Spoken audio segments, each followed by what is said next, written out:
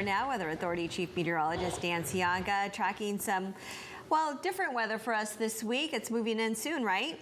Yeah, we are watching for the potential for some thunderstorm activity here over the next couple of days. And it's something we really need to be aware of as we head into our Thursday and our Friday, because obviously we are in the middle of our summertime. It hasn't rained in months and everything is pretty dry out there. Even with a wet winter, we still have extremely dry grasses out there. It's just how it works in the summertime. It's just unavoidable. Unless it rains all summer long, which it doesn't ever here. So let's get through it all for you. Moisture is moving in from the south, and it is moving into Southern California. We've seen some lightning out there, but not prolific lightning.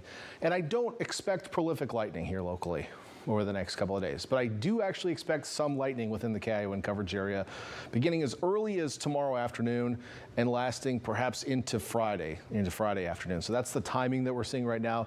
The highest chances right now looking overnight Thursday into Friday. So let's talk about the timing of everything. We're going to go straight to Futurecast and get into it for you as we look through the next 24 hours or so. Around the bay, you're not going to see any difference here over the next, well, tonight compared to the last couple of nights. We're going to see those clouds thicken up once again. We're going to wake up tomorrow morning to low clouds around the coast and into the inland valleys. Maybe a little bit of moisture out there as well in the form of some drizzle. Now, I've switched our computer model. So if you watched us at 5 o'clock, I'm using a different computer model because I want to show you what the variety of different convective models look like. When I say convective models, these are computer models that are more fine-tuned to look at showers and thunderstorms as opposed to larger scale weather systems like cold fronts, etc. So these models are a little bit more high resolution, and they tend to pick out the updrafts in the atmosphere and the downdrafts in the atmosphere and try to calculate how those are going to work out.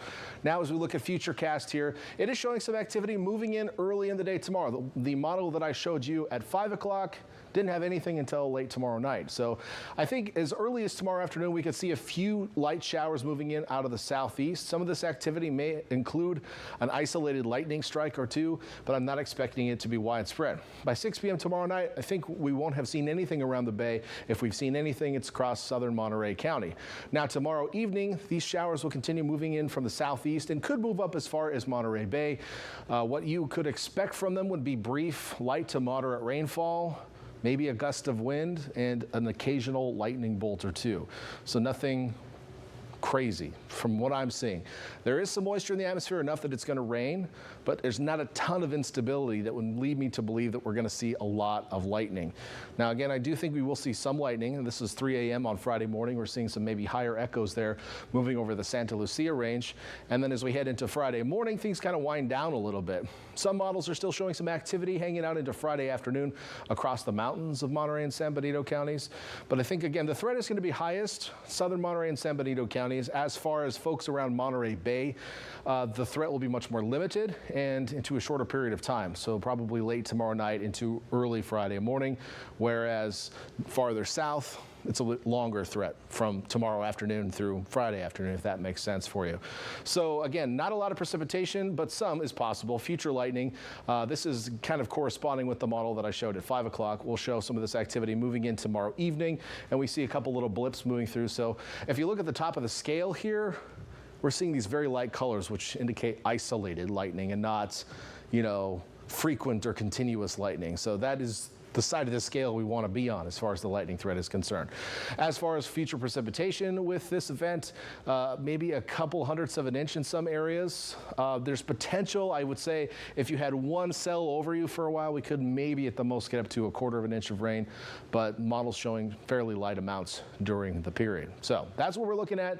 Timing wise, one thing you can do to keep an eye on things, of course, tune into my forecast tomorrow night. We'll be here through all of it for you. Also, make sure to download the Cayuga Weather Authority app, set up lightning alerts on your device so you get a notification anytime lightning strikes in your area. And of course, you can look at the radar on there as well. Looking at that forecast temperatures tomorrow, looking like this. Very, very similar temperatures to today, not only the lows but the highs as well. 68 in Santa Cruz tomorrow, as warm as maybe 79 up to Boulder Creek. On the east shore of the bay, almost all 60s, as warm as maybe 70 in Salinas, upper 70s to Hollister, to low 80s into the Santa Clara Valley. But mostly back on the bay shore, you're going to be in the mid 60s 60s tomorrow. We see that all the way around to the peninsula with 67, a seasonable 67 in Monterey. So that's about where you should be for this time of year. Farther south, Salinas Valley, pretty cool for this time of year. King City's normal high is like 86, so we're below that and will be for the next couple of days. So let's talk about that 7-day forecast. On the coast, we'll start there. Isolated showers to thunderstorms late tomorrow into early Friday. High temperatures slightly cool for this time of year.